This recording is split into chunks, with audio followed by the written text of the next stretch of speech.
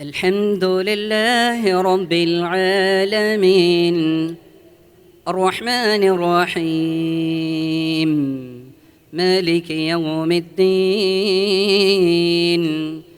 إياك نعبد وإياك نستعين اهدنا الصراط المستقيم صراط الذين أنعمت عليهم غير المغضوب عليهم ولا الضالين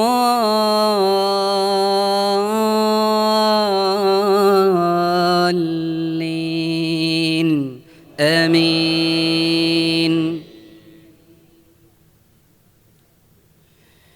Assalamu alaikum rahmatullahi barakatuh. Alhamdulillah. Dear brothers and sisters, may the peace and blessings of Almighty be upon you. My topic or subject to deliver my talk is the crushed minorities of India, suppressed Muslims of India.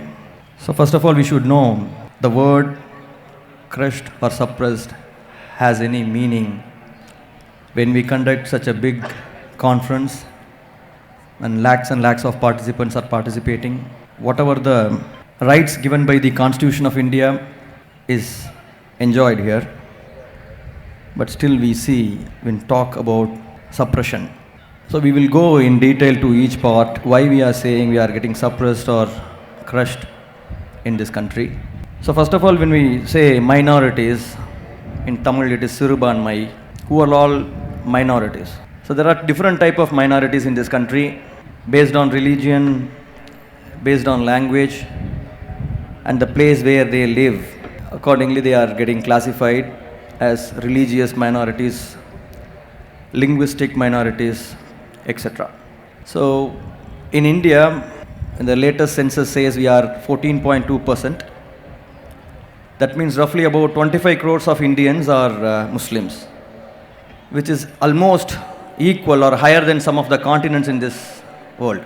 So when you are in that much number, how can you call yourself as minority? So 125 crores of Indians are there. In this, we are minority.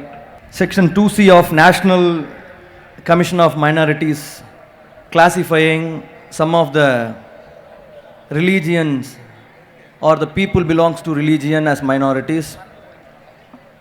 They are Muslims, Christians, Sikhs, Parsis, Jains and Buddhists.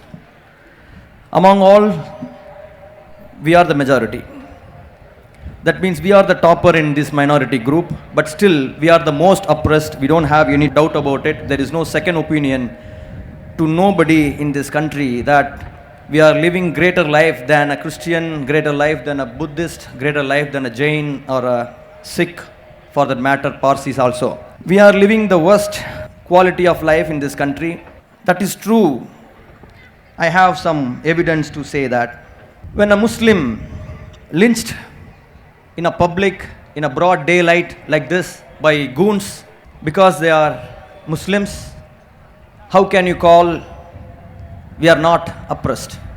When a Muslim woman bullied in an internet and a social media by creating few apps like Sulli Deals or Bully Boys and morphed, how you can say that we are not suppressed? When a Muslim young girl or a woman stopped from attending the classes because they are wearing hijab, how can you call ourselves as not oppressed? When a Muslim majority state like a Kashmir is split into three and announced as a union territory in one night without taking any consideration, how can you call us as not suppressed? When a homes of a Muslim is bulldozed for a no reason or for a reason which is not worthy to bulldoze a house, how can you call yourself as not oppressed or suppressed or not crushed?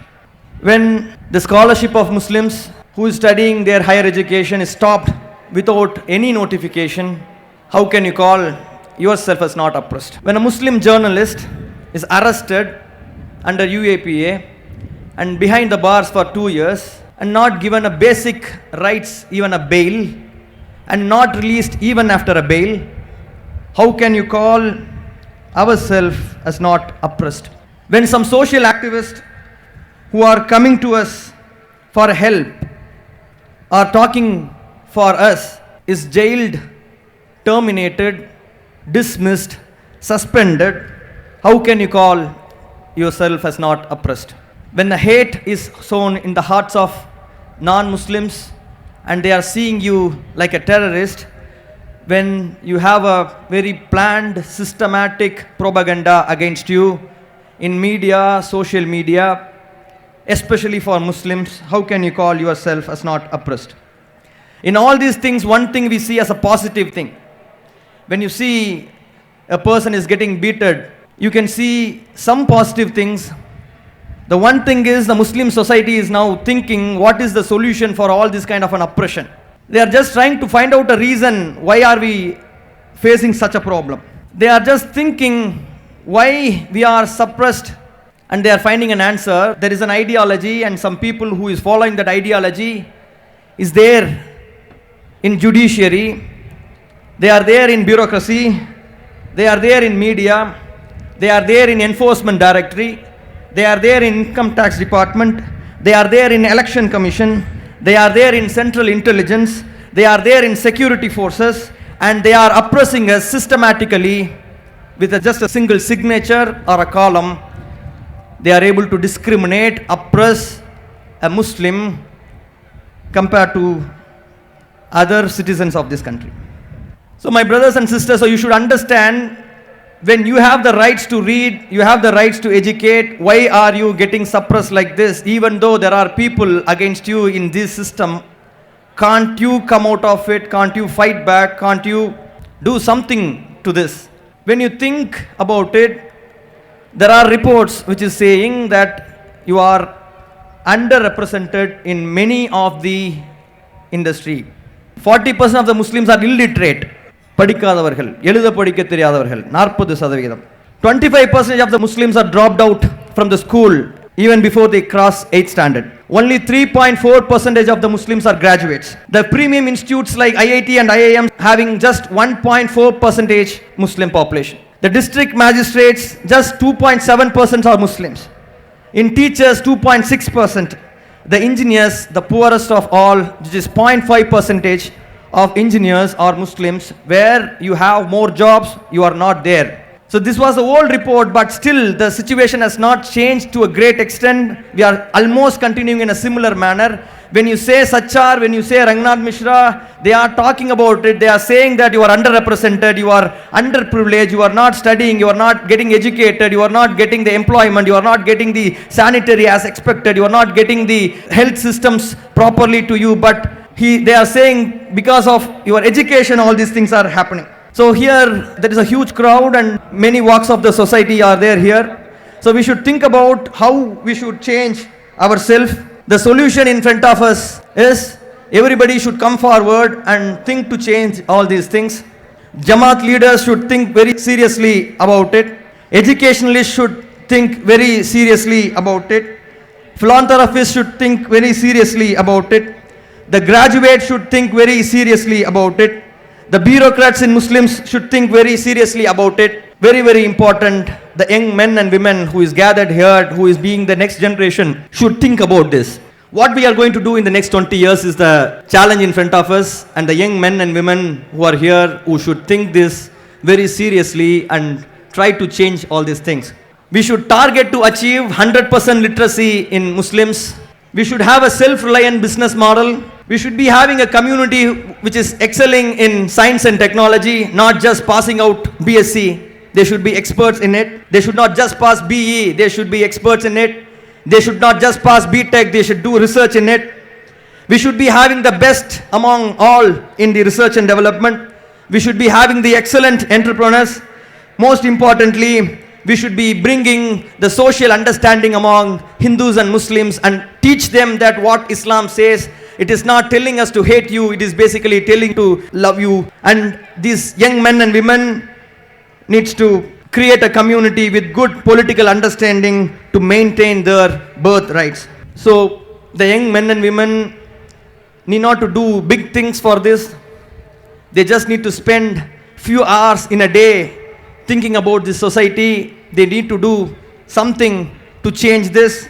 Some of the things which I have in my mind, I'm just sharing with you. You might be having a better idea, but think good about this society and work towards it. So you need to spend few hours in a day to teach the illiterate among the society. You need to spend few hours to preach against the evil forces who is talking wrong about Muslims. You need to improve your own language and the technical abilities to help the society better. You need to attain the powerful position in this country, in bureaucracy, to help the society. You need to spend few hours for that. And you need to spend few hours to bring unity among Hindus, Muslims, with the help of Quran and Sunnah. You need to bring better understanding about Islam to the fellow Hindu and Christian brothers, which is very, very important. We would like to see new India with all these efforts, which is celebrating unity and fraternity. We would like to live in a world or in India which is loving each other and living peacefully as one single nation. Let us pray to Allah subhanahu wa ta'ala for all these things. Let us do our work diligently. May Allah subhanahu wa ta'ala help us in our efforts. May Allah subhanahu wa ta'ala help us to achieve our goals, which is with a good intention we have, with which I end my speech. Thanks for this opportunity. Wahir Dawana, alhamdulillah, assalamu alaikum.